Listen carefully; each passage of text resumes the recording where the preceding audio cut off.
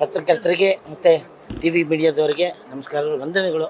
Actually ನಮ್ಮ ಈ ಬಿಫಸ್ ಅಂದರೆ ಬೆಂಗಳೂರಿನ ಅಂತಾರಾಷ್ಟ್ರೀಯ 16ನೇ ಅಂತಾರಾಷ್ಟ್ರೀಯ ಚಲನಚಿತ್ರೋತ್ಸವಕ್ಕೆ ಈ ಪ್ರೋತ್ಸಾಹ, ನಿಮ್ಮ ಈ ಒಂದು ಪ್ರೋತ್ಸಾಹ ಖಂಡಿತ ಬೇಕು.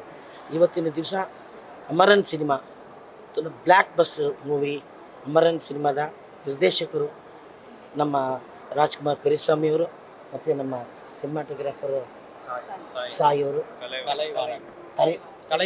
ಕಲೈವಾಣನವರು ಮತ್ತು ನಮ್ಮ ಸುಗಮ್ಯ ಅವರು ಇಲ್ಲಿ ಬಂದು ಒಂದು ಅಮರನ್ ಸಿನಿಮಾ ಬಂದು ಒಂದು ಪ್ರೆಸೆಂಟೇಷನ್ ಕೊಟ್ಟಿದ್ದಾರೆ.